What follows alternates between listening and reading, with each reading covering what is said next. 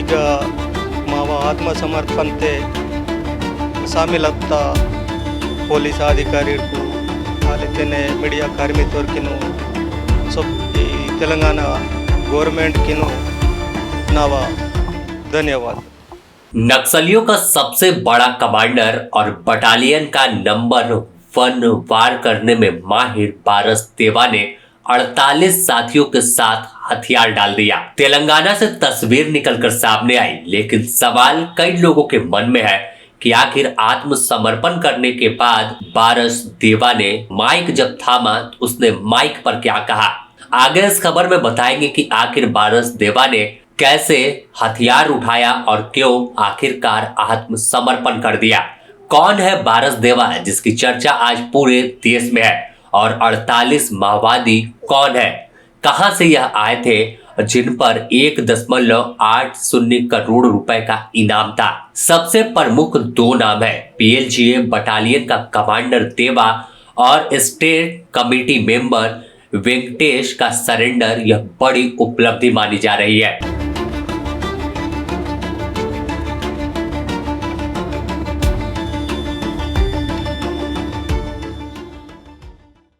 माना जा रहा है कि माओवादी संगठन को अब तक का यह सबसे बड़ा झटका है। पीपुल लिबरेशन गुरिल्ला आर्मी यानी पीएलजीए, जिसकी चर्चा हर घातक एम्बुश लगाकर वार करने के बाद होती है।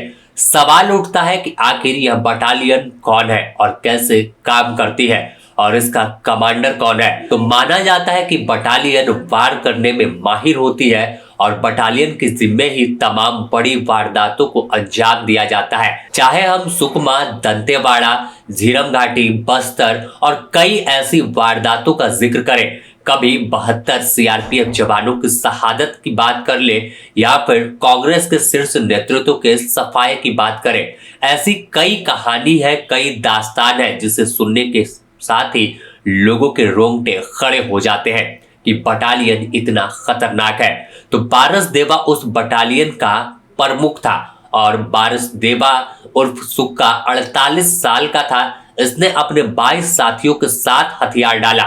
वही इसके साथ तेलंगाना स्टेट कमेटी के वरिष्ठ सदस्य कंकनालन राजा उर्फ वेंकटेश रेड्डी ने भी 26 साथियों के साथ आत्मसमर्पण कर दिया है। अपने साथ यह तमाम नक्सली हथियारों का जखीरा भी लेकर गए हैं।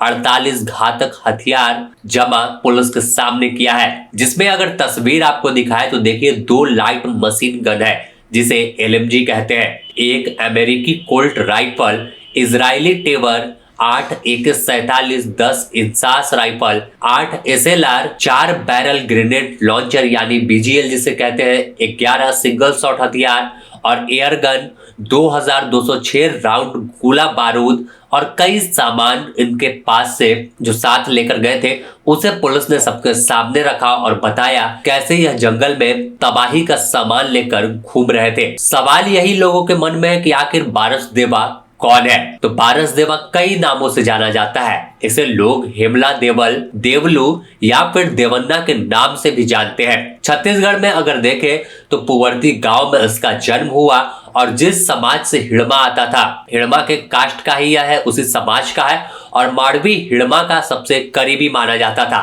और सबसे बड़ी बात कि एक ही गांव में दोनों पले बड़े थे, यानी पुवर्ती गांव में। फिलहाल इसके पर जिम्मेवारी दंडकारण्य स्पेशल जोनल कमेटी का प्रमुख कैडर माना जाता था, और पीएलजीए बटालियन नंबर 1 का प्रभारी था, जो नक्सलियों की सबसे खतरनाक इकाई मानी जाती है। अलग अलग राज्य में कुल मिलाकर इस पर 50 लाख रुपए का इनाम था, और कुल 48 नक्सलियों पर 1,80,00,000 रुपए का इनाम। यानी अब जिस तरह से नक्सलियों ने आत्मसमर्पण किया, तो हिड़मा के एनकाउंटर के बाद संगठन की कमान पारस देवा पर थी, लेकिन अब जब इसने भी हथियार डाल दिया तो बस्तर से बड़े लीडर करीब करीब अब खत्म हो गए हैं। अब सवाल यही है कि आखिर 31 मार्च 2026 यही तारीख तय की गई है कि नक्सलवाद का सफाया हो जाएगा। लेकिन जिस तरह से कार्रवाई और जिस तरह से आत्मसमर्पण नक्सलियों का हो रहा है, माना जा रहा है कि नक्सलवाद का किला पूरी तरह से उस समय से पहले ही ध्वस्त हो जाएगा।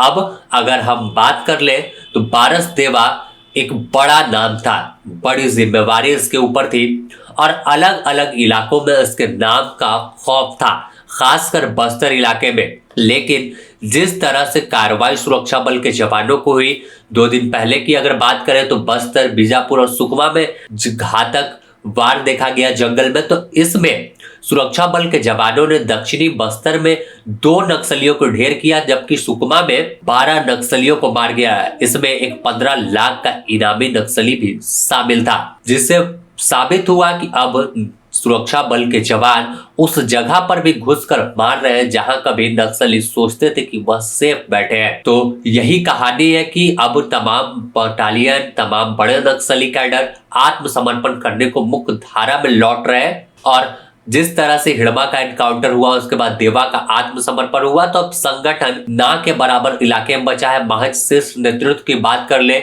माओवादी नेता कुछ के बराबर 3 से 4 बचे हुए हैं, जिसमें से 3 झारखंड के सारंडा में है, मिसिर बेसरा, एनलदा और एक है।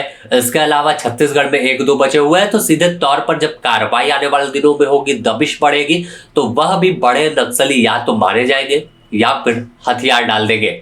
ऐसे में अगर हम अब आगे देखें तो बारसदेवा का बताया जाता है कि यह 8 साल की उम्र में नक्सलियों के दस्ते में शामिल हुआ था और उसके बाद इसने कभी मुड़कर वापस नहीं देखा था। और बारसदेवा क्या कुछ कह रहा था आत्मसमर्पण करने के बाद, वह तो सीधे तौर पर अगर बात करें तो बारसदेवा ने सीधे तौर पर कह दिया कि अब हथियार लेकर चलने का समय नहीं है। अपनी लड़ाई को लोकतांत्रिक तरीके से लड़ेंगे और लोकतंत्र के हिसाब से अपनी तमाम मांगों को सरकार से मनवाने का काम करेंगे। यानी अब इसे भी पता लग गया कि हथियार के दम पर जनता न अदालत के दम पर समांतर व्यवस्था नहीं चला सकते। जिस तरह से गणपति या फिर रुपेश जी ने आत्मसमर्पण करने के दौरान कहा था कि अब नया दौर आ गया, वह दौर नहीं रहा जब हथियार के दम पर कोई निर्णय लिया जाता था। और यही वजह है कि अब बारसदेवा को भी लगा कि हथियार लेकर घूमेंगे तो ज्यादा दिन तक जंगल में सेफ नहीं रहेंगे।